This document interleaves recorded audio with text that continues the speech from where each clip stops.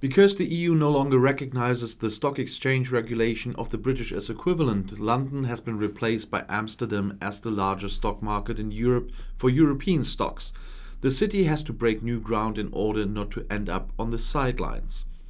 The heart of the UK financial world seems almost to stand still. Empty streets where London used to pulsate. Although the picture is more owed to the pandemic than to Brexit, the city has not been the same since Britain went it alone. 14% of the assets flowed into the EU, around 1.5 trillion francs. That's kind of the same amount in Europe, in euro, not much less. 4% of jobs have disappeared, but going it alone could also be an opportunity, emphasizes Justin Urquhart-Stewart. The retired broker and investment banker is considered a deep connoisseur of the City of London. He says the EU is sluggish in many ways and reacts too slowly to changes because it's run in a bureaucratic manner.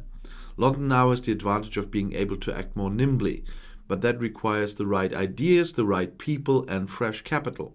Specifically, London must establish itself as a good place for fintech companies and continue to promote financial innovations such as banking solutions on smartphones. London is already well positioned in this regard. Fintechs, mostly startups, benefited from investments totaling 4 billion euros last year. The financial metropolis thus occupies a top position worldwide. Now it's time to add more, says economist Simon French of the investment bank Panmure Gordon. He says, "We see that fintech companies are settling in London and would like to go public. After Brexit, London can now prove that it is making stock exchange regulation easier for new fintechs such as Deliveroo or Revolut.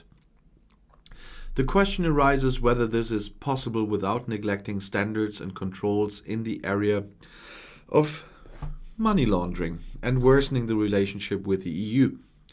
Sarah Hall, professor of financial geography at Nottingham University, sees the logic behind the plans that are being pushed by the British authorities. She says the British financial centre is to become more accessible to the world market through a more flexible set of rules.